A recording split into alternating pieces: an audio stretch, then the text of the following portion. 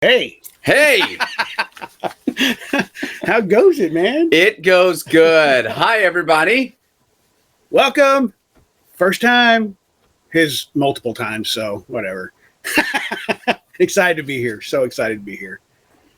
Excited and pumped. I got we have technically two ferns. So we have we're ready. This looks beautiful background that we have going on. We actually have Brian Head Welch's head back here on this picture. Oh, nice. Back when I had hair. So that's how long it's been, brother. So this is not in between the ferns. It's actually on the outskirts of the ferns. that's it. We're outside of the ferns. So what are we talking about today, man? Man, well, the big thing I wanted to just really start off with is I think people need to know who the heck we are. I know a lot of people know you from Westcliffe, but I think it even goes deeper as I got to know you more. It's the topic, an intro to us and other filthy characters, and I think that's the foundation. It's like, who are we? Where do we come from? Love it. Why are we even doing this? And I love the fact that I've had the opportunity to sit down with you so many times and see your vision. Yeah. You see our vision. Yeah. How they connect so well, and then for this to come out of it. I mean, it was your idea to have you thought about doing a podcast? And I'm like, yeah, that's been on my heart, but I don't even know where to start.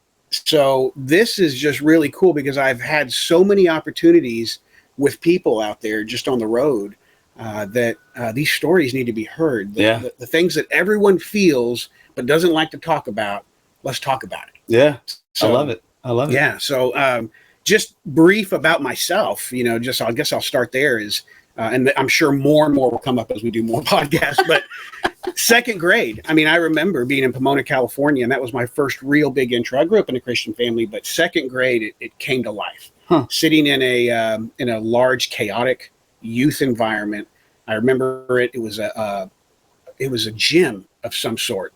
I'd have to go back there to really see what the heck it was, but everything looks bigger when in your memory. But it was chaos everywhere, and all of a sudden the pastor came out and he just said, "Stop!" And it was like that freeze tag, and everyone just stopped and sat down, and he just started dropping this message of love and who God is and everything. And by the time he was done, and I remember that was the first time I was like, "This, I'm hearing something so different that I've never heard before." And he said, if you're feeling something right now and you want Jesus to be Lord and Savior of your life, to come into your life and change it and, just be a part of it, then pray this prayer with me. And I remember being so overwhelmed, I laid out on the floor. Like I was out completely. And I just prayed that prayer, and I was so excited. We had it was like the late 70s, early 80s, maybe. My dad had an orange van with mag wheels and a refrigerator and a couch and carpet and everything. And he picked this up, and I was so pumped, and I was like, "You're never going to believe what happened. I asked God to be in my life and to come into my life and change me." And they were just driving. They were like, "That's cool." So you hungry? Yeah. So second grade, I was like, that's cool. And so that's where it just kind of went. And I was like, what is this? And didn't have discipleship, didn't have any of that.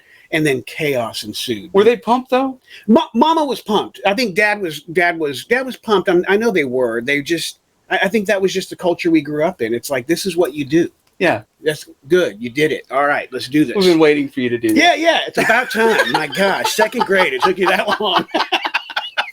So no discipleship really after that point, and then chaos ensued, with teenage life and, drugs and craziness and trying to just fit in. And, I knew I was different from the beginning. I think we're all different from the beginning, but just trying to fit in. And I got lost in the world. I got lost in craziness and should have been dead 1,000 times over, But in my 30s, and 40s is when God woke me up again. Like he'd been pursuing me, and I recognized that. Love it. And I just had that conversation with a friend today. It's like, I can see these times in my life where he was really revealing himself to me in the midst of my chaos and junk. And I'm like, you never stopped. Like, that's cool. Like, that is the love that I want people to know. Yeah. Because that's who he is. The true God of the Bible is not the God that has been formed inside, not all church walls, but a lot of church walls that people get.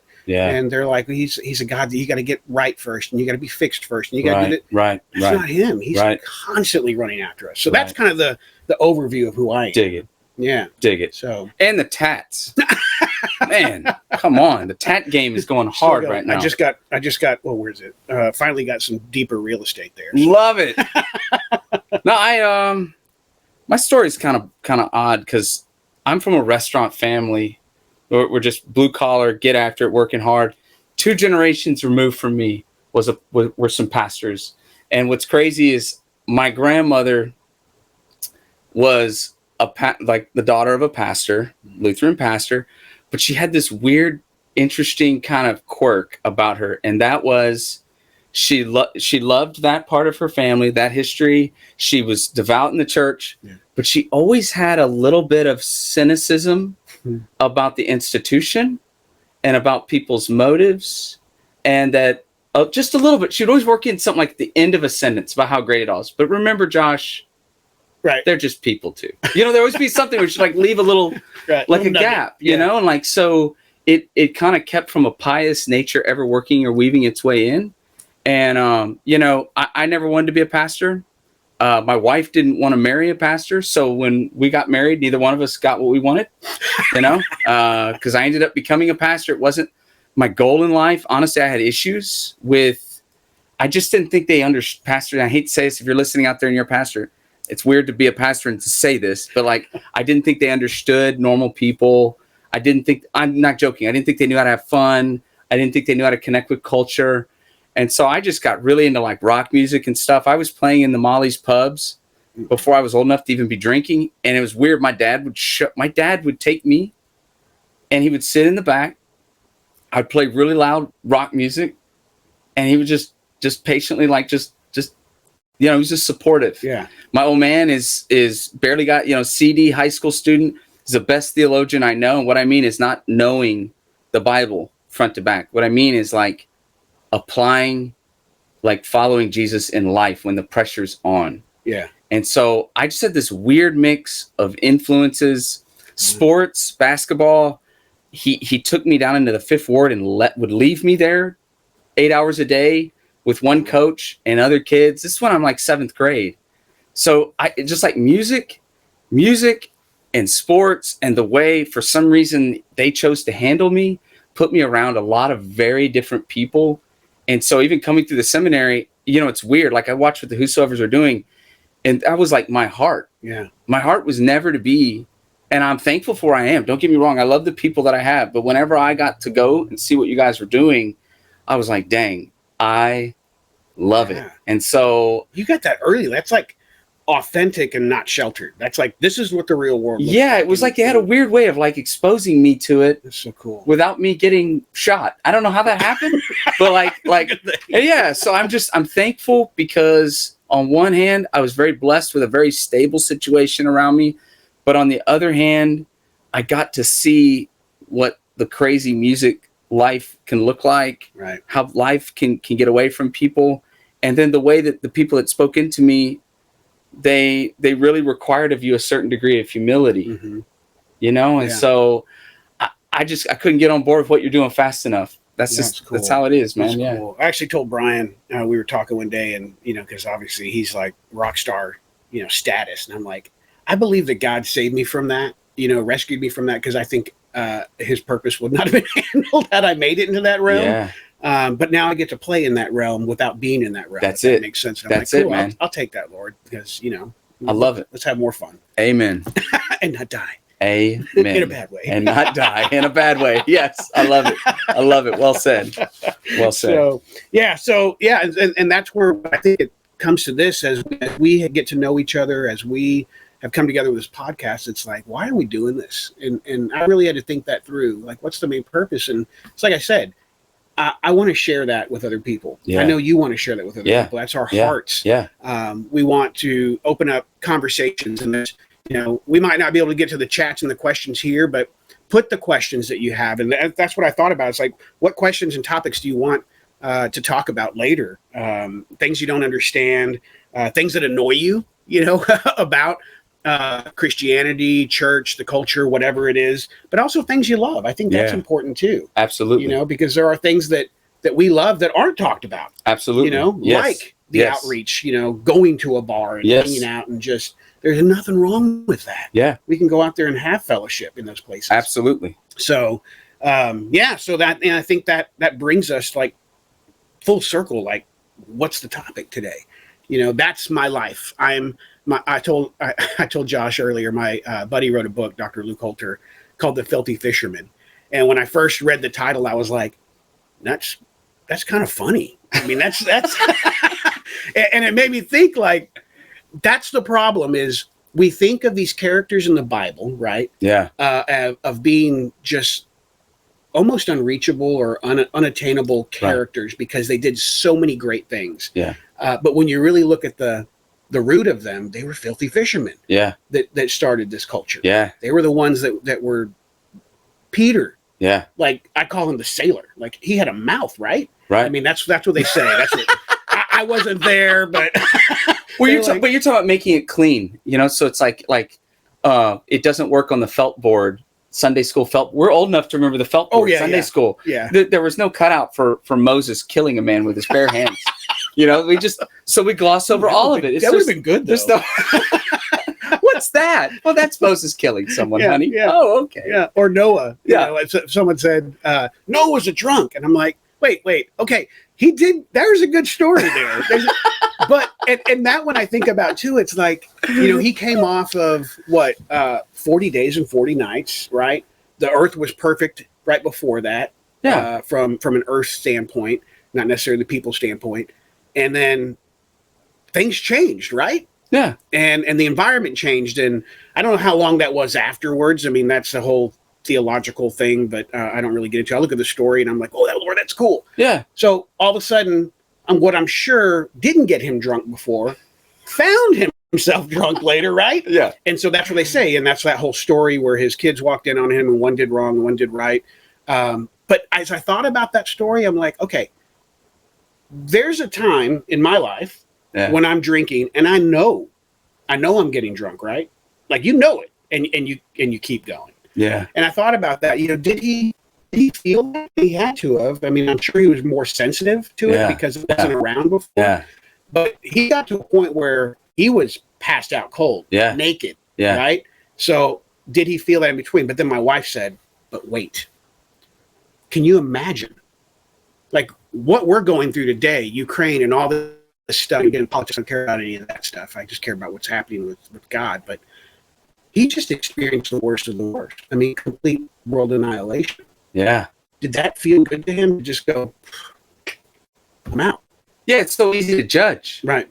And that's that's the first thing is like, there's probably no one listening to us, everyone on a Carnival cruise and didn't have a drink. This guy's trapped with every animal that's alive. And not only that, so there's a little part of me that looks at like if too often we don't put ourselves in those situations, like how would I think or feel? And you imagine Noah more from a human standpoint of someone who's pushed to the brink beyond what we can understand. That's what you're talking about. What if you know, Russia and everybody, they all hit the button at the same time? Well, that's what Noah was looking at. Yeah. And so my wife said too, do you think any of those people were his friends at one time? Yeah, exactly. The guy goes, they're not coming, bro. They're not coming. Exactly.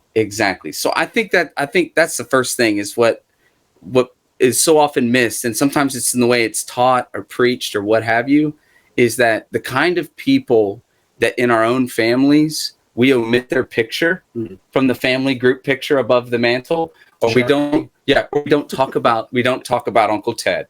Right. Like, whatever. Like, what's interesting is in God's... He's just tired. Yeah, he's... like, what's interesting is, like, in God's family tree and in God's story, he does what we're not even willing to do. Right. He highlights their misses and their messes for all eternity. Right. He makes them key figures, and then he doesn't soften the story the way that we all do in our families. So it's like, per your point, like, if you're out there listening and... oh God, you know, I have this issue or this habit or this hang up or this addiction. Like there's reasons why God would leave those details in that narrative. Yeah. Well, and that was, I didn't want to get to it, but we'll hit it. That was the point today. The conversation I was having was in the midst of the worst time in my life, like I was doing the worst, where people told my wife, and again, this is for another day, the depth of it, but like, you're an idiot. You're an idiot if you stay with him. And in that same season, in that same moment, there was something so spectacular that God did with me, with a boss where I should have lost my job and everything else. And they came and rescued me, and they're like, nope, we're going to take you over here. We're going to, and I look at that, I'm like, I didn't deserve any of that. Right. And God's going, the human flesh sees your filth. Yeah. And it's done with you. Brian said it. Stop throwing the baby out with the bathwater. Yeah. People, they're human beings. And that's what God sees. He's running after us, trying to get to those places and going, when are you going to come on? Exactly. He knows when it's going to happen. Exactly. And that's the more beautiful part about it, is that he knows our heart. Yeah. It's not our actions. He knows our heart. Yeah. And I love that, because he knew my heart, loved him, just didn't know how to do it. It's fantastic.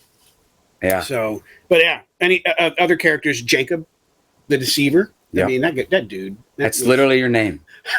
That's what it means. That's what it means. Hi, I'm a liar. Right. I'm a liar. Oh my goodness. That's, man, Lord, why'd you do that to him? That alone would have been like an interesting, like, AA group, or like some kind of like a help group. If you just put all the biblical characters, hi, I'm a liar. Hi, I cheated on my buddy with his wife, and then I killed him. Oh gosh, that's like that. David. There's David. Hi, Moses. Yeah, I killed a guy with my bare hands, Buried him in and then I ran. I was on the lam for 40 years. I mean, just go around the list. Like, the other thing is, like, I was thinking about this earlier ahead of this podcast. It's like there's in Jesus's family tree, there's incest, there's rape, there's murder, there's prostitution. Like, it's the ugliest stuff is all in there. Right. And it's in there for a reason. It's in God's family tree, even, is to let people know, no matter where you're coming from, no matter what you've done, I got you. Yeah. But I love what you're saying. The deceiver. But no. And I'm glad you're going there, because that's where, again, from my standpoint, that's why I love this connection. I'm not a, what do you call it? A scholar, schooled pastor, or whatever. I've been in the realm for a long time. I've been in ministry, youth ministry, adult ministry, marriage ministry, all kinds of stuff, addictions, and I love it. And so I've had my mentors go, "You're a pastor, okay? You're just a pastor, okay? You just are." I mean, you made fun of me. I won't say my passcode on something. He asked for my passcode, and I gave him the passcode. He goes, "Dude, you're such a pastor." So, but I think people need to hear it, because I have a vision and just a view from these things like this. But I think it's also important to hear it from you, because you are that pastor that gets it. Yeah. And I think a lot of it, as you said in the beginning, there's a lot of pastors out there that don't, and that's what bugged you growing up.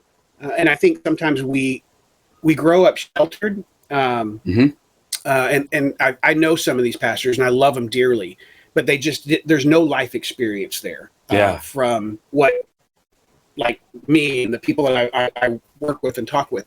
It doesn't negate their life. Yeah. But they get lost in that. They just can't connect. They can't relate. Exactly. And so you're a prime example of that. You saw the culture. You were put in the culture, but you didn't act on that culture. Exactly. But you understand it. Exactly. That's a whole different thing. And I think that's what gets missed a lot out there, is they stay in their bubble too much, and we can't do that. Right. Because that's not real life. Exactly. So I think it's important for you to talk to that. Again, I can tell them, I see him as a drunk. I see him as a sailor. I see him but why? Yeah. Why does God continue to use us in that way? Like, if you had to tell someone, like, why would God use me? You don't know what I've done. Why would God want to use me? Okay. So first thing, I got to back up, man. You hit me on so many levels. I mean, I mean this by virtue of my education. And I love the education I got, and it's a valuable one, and I appreciate and thank God for it. And I'm jealous of it. But I will say this, by virtue of it, I know in the back of my mind I have more in common by virtue of my education with the Pharisees than the disciples. That's deep. Because that can become a weapon. Apostle Paul he's out there because he's so brilliant, so smart, and so educated, but he never lost the heart of Jesus. So often the only other really smart, educated people running around are Pharisees who are trying to kill Jesus. And then when they have the chance, they try to kill Paul. And Paul was actually doing that in the beginning. Paul was zealous for the Lord, and he was ready to kill every last Christian he could find until Jesus knocked him off his little pony and said, "Hey, man, yeah, that's enough. Yeah, like, I'm the real deal. Like, get in line." And Paul couldn't do. Saul, who became Paul, another train wreck, was so willing to do that. And so I just want to make that point. Like, I think that's a big part of what you're speaking to as well, is that stuff, like even that education or the things that we learn, it can be weaponized and harmful, you know, and you got to be careful how you leverage what you learn, you know? So with all that, I mean, again, those watching, thinking of those characters and the craziness of it, let's just step out of it. It wasn't all pretty. They didn't have it all together. Right. You know, wherever someone is right now, why does God want to use them? Why? Like, because I mean, I think that's the big question is, you know, no, I don't necessarily like where I am. I mean, it's chaos, it's craziness. I've been there, but that side doesn't seem fun to me. And as we talked the other day, I'm like, you don't understand. I think that's the problem, is that it is a lot of fun. It's more fun on this side. We should be on. Exactly. We should be honest sometimes. I think that people see what happens in life and they go, man, that looks like a much better time than it would be following Jesus. But part of the problem is, like, if you honestly step back, okay, and I'm speaking as someone who leads a church, like, number one, heaven is not a never-ending church service. You know how many times I've done a funeral and people are sitting there and I know what they're thinking. A, I don't want to die, because all I'm going to do is I'm going to do this for all eternity. Right. I'm going to stand up and sit down. The angels are going to guard the door. God's going to call out the playlist. It's going to be 1,000 pipe organ. And I'm going to be stuck doing this. And everyone who wants to ride a Harley, listen to AC/DC, right? And hit the clubs, they're all going to be in hell. Yeah. Hell doesn't seem like such a bad idea. Like, that's what we... Sounds like an angelic robot. Exactly. So what we miss is that, like, number one, what's heaven? Heaven is a new heaven and a new earth. What's that? That's you and I living out life and our passions, like, in the fullness of life. We know the sound the color green makes. We know all of these other things that are just shades and shadows. We're getting to experience the fullness of it. And so people are listening that have suppressed their passions and their interests by, if it's some addiction or what have you, and they're kind of going, well, God gave you those passions. Yeah. And one day he wants you to use those without restraint in the beauty and the glory and the splendor of him. But the other thing is this, like, by the time this goes this full on audio, no one will appreciate this. But right now you have a black t-shirt on, right? And, like, we often think, and this is where we miss it. If someone lives right, let's say, let's pretend I had a white t-shirt on, right? So it's like, I sometimes think that the point is how I lived my life. Right. So I got the white t-shirt on because it's so spotless and clean. Right. And you didn't. So you got your black t-shirt on. The truth of the matter is, Jesus is the point. So if I took this just stud diamond necklace right now and I put it around my neck and put it around your neck, it's going to pop on one of those two t-shirts. Right. And it's going to pop on yours. Right. You got one? I don't. Oh. But we'll see if we get some kind of a K Jewelers or some kind of a, you know, an endorsement deal. But my point is, what people miss is they're like, is like what they miss is that, like, the life that you've led up to this point is nothing more than a black backdrop. The darker that it is, and all that ends up happening is the brilliance of Jesus is what's sitting on top of that. It's like a diamond. You know, if you wanted to sell me jewelry, you're not going to put it with a white backdrop. Right. It's this black, like, satin, like, here, check it out. And then they shine a light on it, right? And you're like, oh, LEDs now. Yeah, I got to buy that. And like that's what's so cool, is that's what God knows, that my story pops like no other when it's put across that backdrop. Love it. You know? And the only reason that anybody has the white t-shirt on, frankly, is they're lying to themselves. Yeah. My t-shirt's black too. Yeah. We just, you know, and so that's the other thing that we have to be careful of. What I love about what you guys are doing is y'all are engaging that back. Like if I tried to, Jesus hangs out with tax collectors and sinners, prostitutes. Mm-hmm. And he's not trying to fix them. Yeah, he's not trying. And also, well, let's just pretend this for a second, because we'll read it and we go, oh, okay, great, wait, yay, Jesus. Okay, if I next Sunday walk up in front of my church and go, hey guys, this is Shyla. She's a prostitute, right? And she's going to start volunteering around here. Right. We good? Yeah. Yeah. And this is Janice. She's not leaving her profession yet. Yeah. She's not there. We're working through all that. Yeah. But in the meantime, she's going to join the choir. Yeah. But we can't even express how uncomfortable that we get. So I just think like that's they've got to put it in real ground. Jesus mixing it up with those people, and imagine how countercultural that is. Yeah.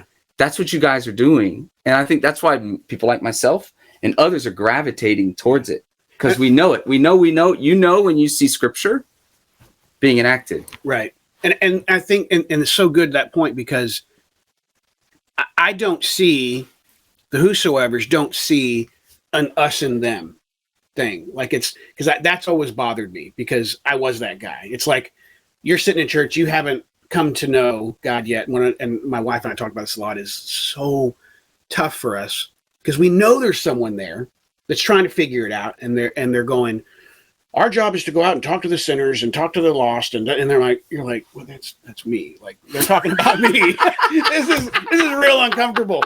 And then we get uncomfortable because we know, we're like, oh, they're talking about someone in here. They're probably feeling uncomfortable, and then it's just odd. But the whole point to that, is there is no us and them. Right. It's to God, it's them. Yeah. I don't care where you are in your walk. I don't care if you were brought up clean and sheltered and you became a pastor and this and that, and you didn't have any of these crazy life experiences. We are all filthy. Yeah. We all have something. Yeah. And it's just it's an us thing. So when I say we get to go out and hang out with us, that's what we're doing. Yeah. We're hanging out with us's and having a good time and showing people that, again, my heart is, I want to introduce them. We want to introduce them to the true God of the Bible, not some felt board. Well, and that's what's getting missed. Like you and I, because of faith, Paul would say, we are brothers. Right. Right? Like Jesus is teaching. Here it is, like Matthew chapter 12. Here comes the family. Here comes mom. Here comes the kids for VIP access of one of Jesus's teachings. And they're like, hey, Jesus, your mom and your family's here. And he's like, hold up. Who are my mother and who are my brothers and sisters? And he goes, it's those who do the will of the Father. He just redefined family. Right. And so, like, per your point, number one, spiritually, we are brothers. Yeah. That's point one. Point two, when we go out as a family and we're meeting people, well, the message to them is, come join the fam. Right. Yeah. Let's come to the cookout, man. Yeah. Let's go. This is where it all began. This is it. This is where it all began. Like, it's not a get this right. It's actually telling people, listen, you have a family lineage. Right. Do you want it? Yeah. Come on. Walk into it. Exactly. Like, and we're here. Yeah. And there's not conditions. Yeah. There's not conditions. Yeah. How are we on time? Let's see. You got probably 3 more minutes to say something life-changingly profound. No pressure. No pressure. Okay. So here's where I want to end, and I'll let you wrap it up here, because this is something I thought about today. I'm going to probably get in trouble for this if she's watching. We're watching this dog right now. I have a couch over here. This is going to be bad. I have a couch right over here, so if you have to sleep on it, you're good to go. Yeah, my wife's probably going, don't do it. So we're watching this friend's dog right now, and it's a sweet dog. I love this dog, Shiloh, and it's a young dog, right? And I like to play with my dogs. I'm always trying to do the creep and get them all scared, and they run and they get crazy, and we Nice. So here I am in the kitchen, and Shiloh comes in and sits down and just like spreads out on the cold floor. And I'm like, I'm going to scare Shiloh. I'm going to play with Shiloh. I'm going to play with Shiloh, not scare Shiloh. So I start doing the creep, and I'm doing the larger body and doing the freak out. And Shiloh bolts. And immediately I go, how did Shiloh know that was dangerous? Like I never thought about that. And maybe it was God going, this is for the podcast. I don't know. But I'm like, how did Shiloh know? It's a pretty young dog. Like, I know her owner doesn't do that. Like, her owner always has her in a bag and, loving on her and everything. I'm like, but I think as soon as I thought that, I was like, we're intrinsically built with knowledge like that. We are built with that. So when I think about what we're talking about and what my heart is and what Josh's heart is and the whosoever's heart and everything,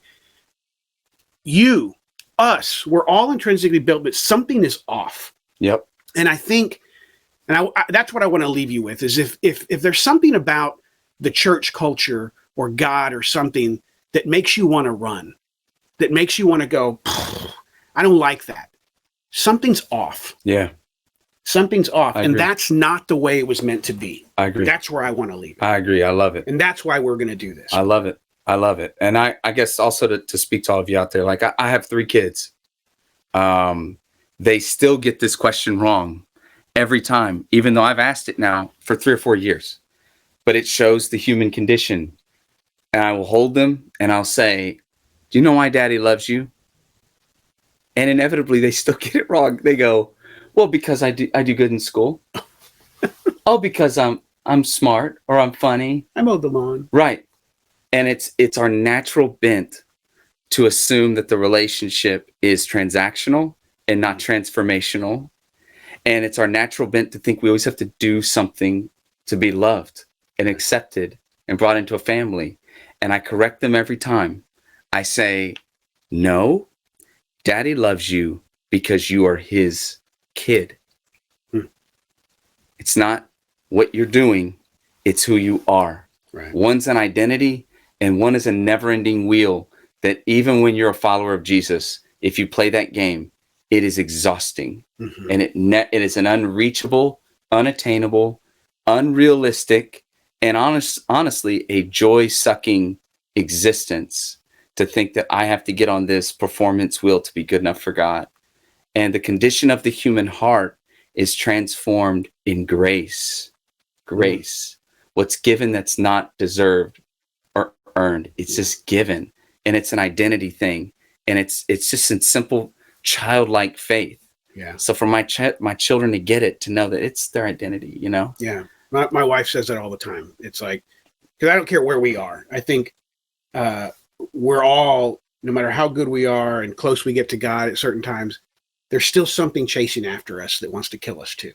That's it. There's the lover of our soul, which is the true God of the Bible, who wants us to be connected with him. But there's another one that says, I don't want that, which is Satan. Yeah.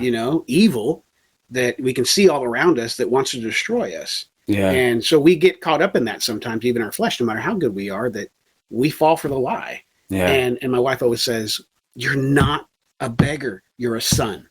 And I have to be reminded of that often too. I'm like, yeah, I am a son. And that's the definition, as you said. There's nothing I have to do. Man. He just wants me. That's it. And the sweetness of the gospel and the sweetness of grace, it never tastes better than in the moment when I'm in the pit. Yeah. And you still love me. Mm-hmm. I'm in the pit and you still accepted me. I'm in the pit and you still pursued me. For 15 years. There it is. I love it. Yeah. Man, close this up. Killer prayer. Sweet. Put a bow on this. Round 1 out of the gate. How exciting. Thank you all for joining. Yeah, let me pray us out real quick. God, you're an amazing, amazing daddy. Thank you, Lord, for just showing up all the time, never giving up on us. And I just want to pray over every person out there. If you are feeling just like you don't know, you don't get it, you want to run. I just pray that you would have the power and the courage right now to just stop and hang out and maybe join more podcasts, maybe come hang out with us at some stuff that we have going on and just crack open that Bible and read his word for what it is. And may it rest well on your minds and your hearts, and that truth would be revealed and not a lie. In Jesus' name, amen. So real quick, can I just do your thing. Do your thing. We have some opportunities coming up. If you go to One Love, the number 1, onelovehtx.org, you'll see some stuff on the schedule. We have an Easter celebration that we have going on, Easter with the Whosoevers.